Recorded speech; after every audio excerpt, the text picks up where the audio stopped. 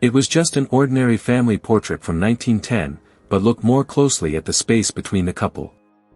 Dr. Rebecca Hartman had catalogued over 8,000 photographs during her tenure as lead archivist at the Chicago History Museum, but she had never felt the chill that ran down her spine when she first examined this particular image.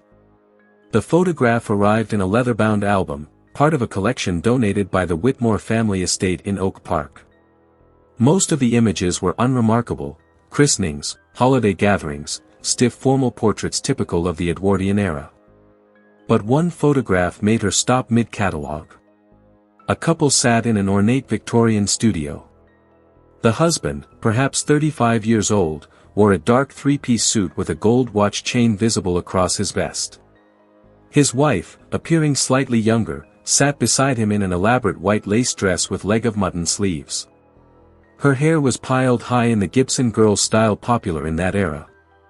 Behind them, a painted backdrop showed a garden scene with climbing roses. The composition was typical for 1910. What wasn't typical was the space between them. Most couples from this era either sat close together or maintained a modest distance. But this couple had left a gap, roughly 2 feet of empty space on the velvet settee between them. Both stared directly at the camera with expressions that Rebecca could only describe as haunted. Not sad, exactly.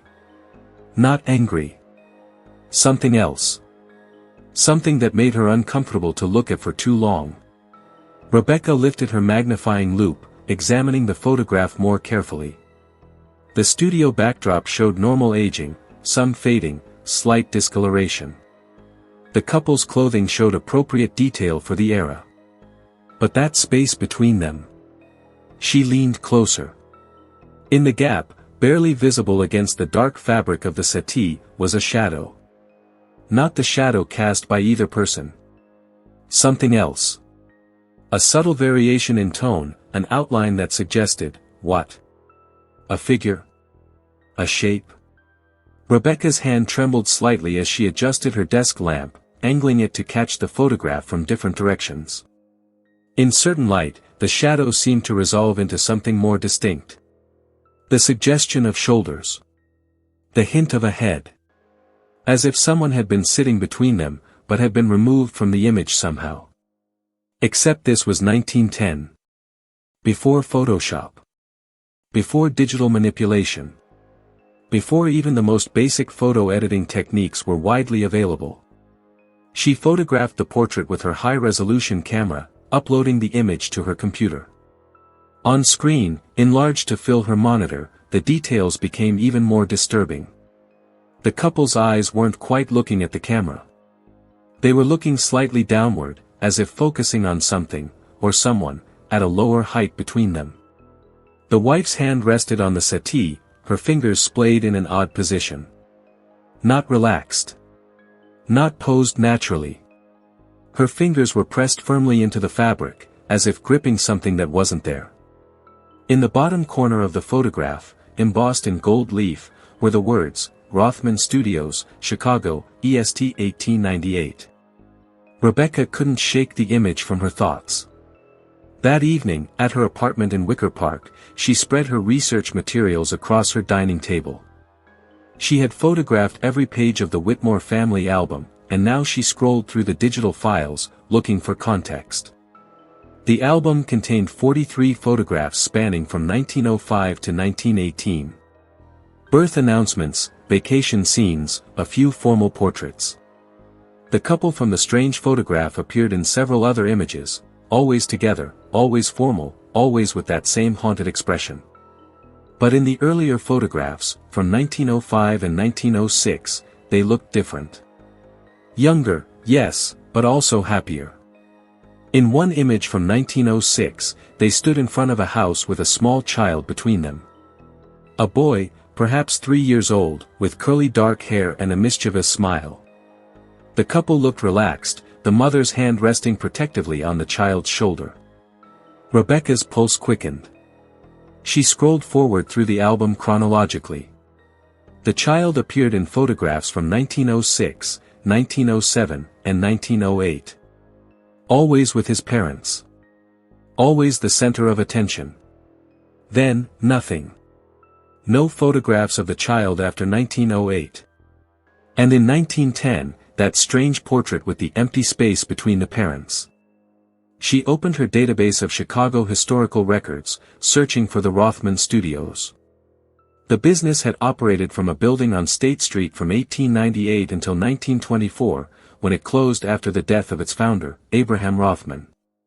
Contemporary accounts described Rothman as an innovator, one of the first Chicago photographers to experiment with artificial lighting and specialized in memorial photography. Memorial photography. Rebecca sat back in her chair, her mind racing. In the Victorian and Edwardian eras, memorial photography had been common, photographs taken of deceased loved ones, often posed as if sleeping, sometimes positioned with living family members. It was a way to preserve a final image, to maintain connection with those who had passed. But memorial photography typically showed the deceased. It didn't leave empty spaces. Unless her phone buzzed. Her colleague, Dr. Martin Chen, a specialist in Victorian death customs, responded to her earlier text. "Free tomorrow. What did you find?" Rebecca typed back, "Something that might change how we understand memorial practices. Bring your sources on spirit photography and post-mortem imaging." Martin arrived at the museum at 9 a.m. sharp, carrying a battered messenger bag filled with research materials. Rebecca had the portrait projected on the wall of her research room, larger than life. The couple stared down at them, that terrible empty space between them impossible to ignore. "Look at the gap," Rebecca said, pointing with a laser pointer. "And look at their expressions. Their eye lines. Where they're focusing." Martin approached the projection, his eyes narrowing behind his wire-rimmed glasses. He was silent for a long moment, then he set down his bag and pulled out a thick folder. Spirit photography was enormously popular from about 1870 through 1920, he began.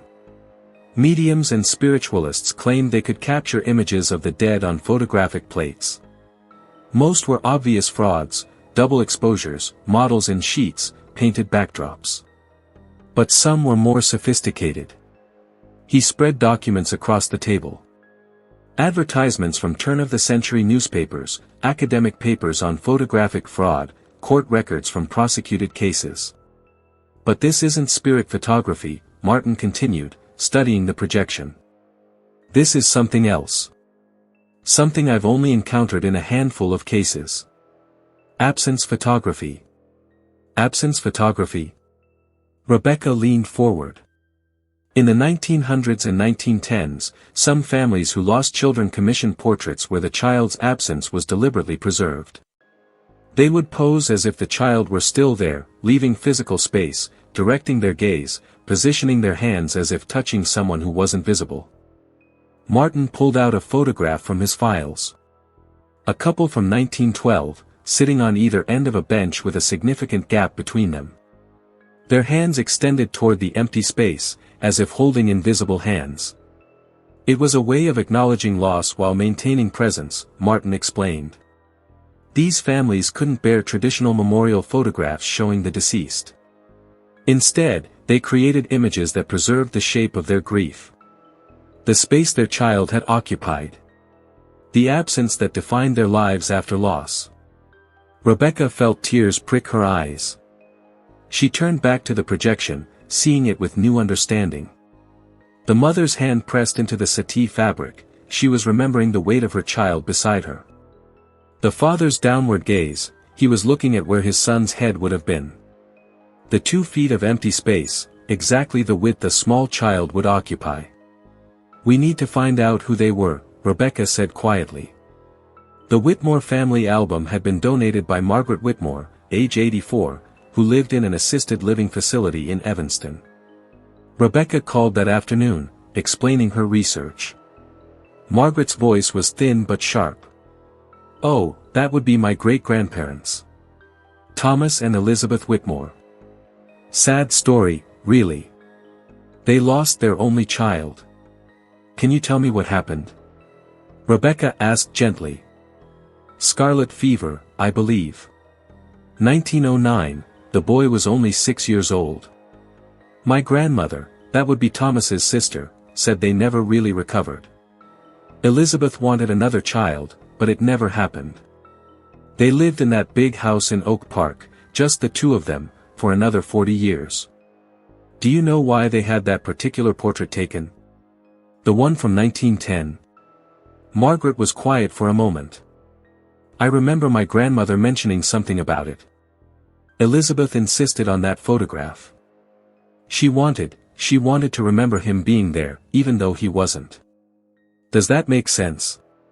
It makes perfect sense, Rebecca said softly. With the family's permission, Rebecca began investigating further. She found Thomas and Elizabeth Whitmore in the 1910 census, living at 437 North Kenilworth Avenue in Oak Park with no children listed. The 1900 census showed Thomas working as a banker and Elizabeth listed as keeping house. Death records from Cook County revealed the heartbreaking details. William Whitmore, born March 12, 1903, died February 8, 1909, of scarlet fever. He was buried at Forest Home Cemetery in Forest Park. But it was the studio records that revealed the full story. Abraham Rothman had kept meticulous business ledgers, now preserved in the Chicago History Museum's archives. Rebecca found the entry for the Whitmore portrait. March 15, 1910. Thomas and Elizabeth Whitmore. Special Commission. Memorial Absence Portrait. Subject, William Whitmore, deceased February 1909, age 6. Parents request positioning as if child present between them. Session duration, 2 hours. Multiple exposures required to capture proper expressions. 2 hours. Rebecca imagined Thomas and Elizabeth sitting in that studio, holding their poses, staring at the empty space where their son should have been. How many times did Rothman have to adjust the lighting? How many exposures did it take before he captured that particular quality of grief in their faces? She found more in Rothman's notes, a separate journal where he recorded his thoughts on particularly significant commissions. The Whitmores are the third family this year to request an absence portrait. This practice weighs heavily on me. I see the raw grief in these parents' faces as they sit for these photographs. Mrs. Whitmore wept throughout the session but insisted we continue.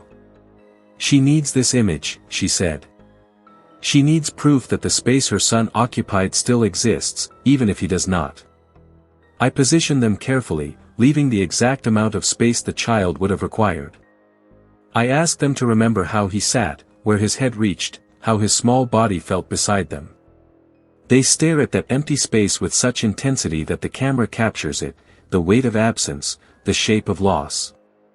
These are the most difficult photographs I create, but perhaps the most important.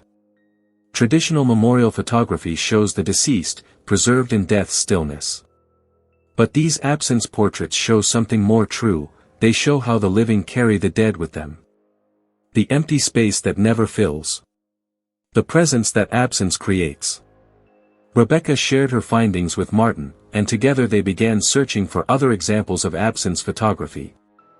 They found 12 confirmed cases in Chicago alone, all commissioned between 1908 and 1918, all through Rothman Studios. Each photograph showed families with deliberate empty spaces. A mother sitting in a rocking chair with her arms positioned as if holding an infant. A father standing with his hand extended to shoulder height, as if resting on a child who wasn't there. Siblings arranged in a line with a gap that disrupted the composition's balance. It's a lost practice, Martin said, examining the collection they had assembled. By the 1920s, it had essentially disappeared. Changing attitudes toward death, the trauma of World War I and the Spanish flu, new photographic technologies, something shifted, and these kinds of images stopped being created. But Rebecca found something else. In researching Abraham Rothman himself, she discovered he had lost his own daughter in 1907. Sarah Rothman, age 4, had died of pneumonia. In Rothman's personal effects, preserved by his descendants, was a photograph. Abraham and his wife Rachel sat on a park bench. Between them was empty space, perhaps 2 feet wide. Both stared downward, their expressions mirroring those of the Whitmores. Rachel's hand rested on the bench slats, fingers spread slightly apart. On the back of the photograph, in faded ink, someone had written, "For Sarah. Always between us. Always loved." Rothman hadn't just created absence photography for grieving families. He had created it for himself. He understood what these parents needed because he needed it too, a way to preserve not just memory, but the physical reality of loss. The space that could never be filled. 3 months later, Rebecca organized an exhibition at the Chicago History Museum titled, "The Space Between, Absence Photography in Edwardian America." She displayed 15 absence portraits, including the Whitmore image that had started her investigation. Each photograph was accompanied by the story she had uncovered, the child's name, their age, the circumstances of their death, and their family's choice to preserve their absence rather than erase it. Margaret Whitmore attended the opening, now using a walker but determined to see her great-grandparents' portrait properly honored. She brought her daughter and 2 grandchildren, for generations removed from William Whitmore's brief life. "I never understood this photograph before," Margaret said, standing in front of the projection. "It always seemed so strange to me, so morbid. But now I see it differently. They weren't trying to forget him. They were refusing to let him disappear completely." The exhibition attracted unexpected attention. Within days, other families came forward with similar photographs they had found in attics and estate sales. A woman from Milwaukee brought in a portrait of her great-great-grandmother sitting at a piano, hands positioned on the keys with a gap between them, space for the daughter who had played duets with her. A man from Indianapolis had a photograph of his ancestors standing in front of their farmhouse, arranged in a line with an obvious gap that had puzzled family members for decades. Each image told the same story, families finding ways to acknowledge loss while refusing erasure.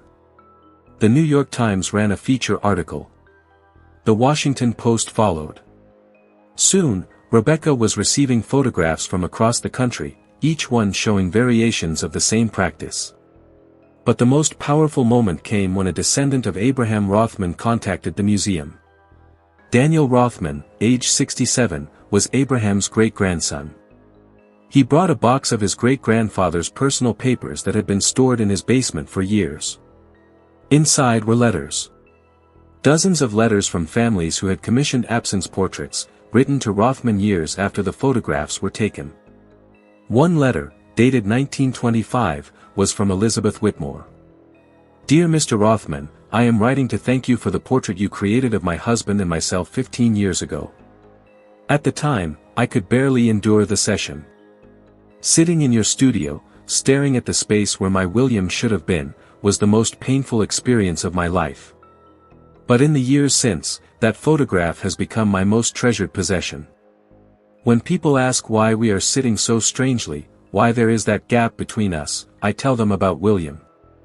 I tell them about his laugh, his curiosity, his short, bright life.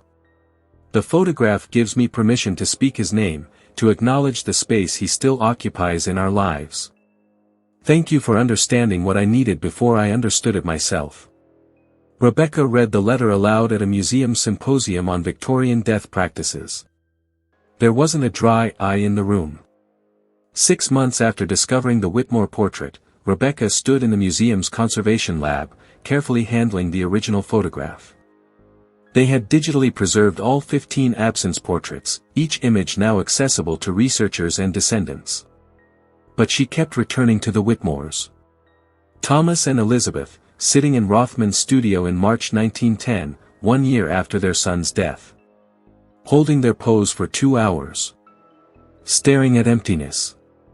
Refusing to let that emptiness go unacknowledged. She had found William Whitmore's grave at Forest Home Cemetery. It was a small marker, simple and dignified, William Thomas Whitmore, 1903 to 1909, beloved son. Someone still placed flowers there occasionally. Margaret had continued the tradition her grandmother started. In her research, Rebecca had found one more photograph in the Whitmore album. It was dated 1935, 25 years after the absence portrait. Thomas and Elizabeth, now in their 60s, sat on the same settee in what appeared to be their home. They sat close together this time, no gap between them. But Elizabeth's hand rested on the cushion beside her, fingers spread slightly apart, still holding space for the child who never grew old. The practice of absence photography had faded from cultural memory, but the grief it addressed had not. Rebecca began receiving messages from parents who had lost children in the present day, asking if anyone still created these kinds of images. They understood instinctively what the Whitmores and others had known. Sometimes the most honest way to remember someone isn't to pretend they're still there, but to acknowledge the precise shape of their absence. Rebecca collaborated with contemporary photographers to revive the practice. Not as a replacement for other forms of memorial, but as an option for families who needed it. The images they created looked different from the Edwardian-era portraits, more casual settings, more natural poses, but they served the same purpose. One mother, whose teenage daughter had died in a car accident, commissioned a photograph of her family sitting on their living room couch. The daughter's spot remained empty, marked by her favorite throw pillow. The family's eyes were directed at that space, their expressions a mixture of sorrow and love. "People tell me I should put away her things, move on, stop dwelling," the mother told Rebecca. "But this photograph says what I can't always say: she was here. She mattered.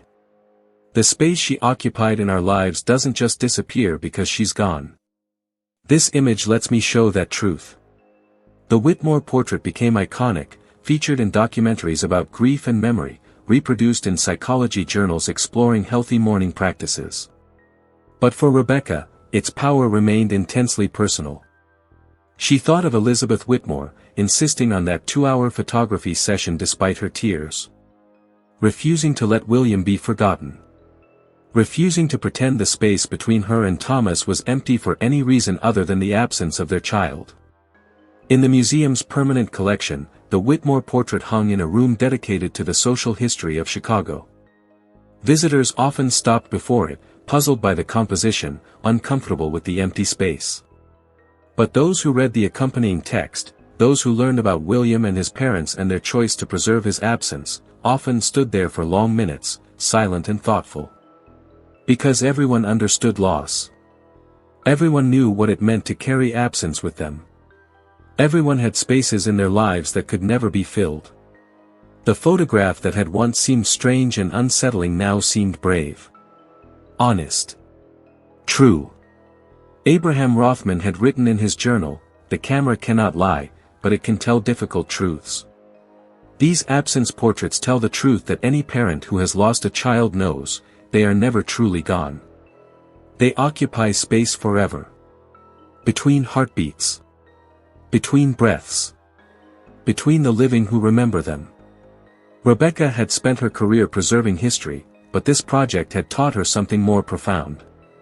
History wasn't just dates and events and famous people. It was also this: ordinary families finding extraordinary ways to honor their grief. Small acts of remembrance that rippled across generations. William Whitmore had lived only 6 years, but his absence had created something that lasted more than a century. His parents' choice to photograph that absence had given permission to thousands of other families to acknowledge their own losses honestly. In the end, the space between Thomas and Elizabeth Whitmore wasn't empty at all. It was filled with love, with memory, with the eternal presence of a child who had lived and was loved and would never be forgotten. Sometimes you just needed to look closely enough to see what absence preserved.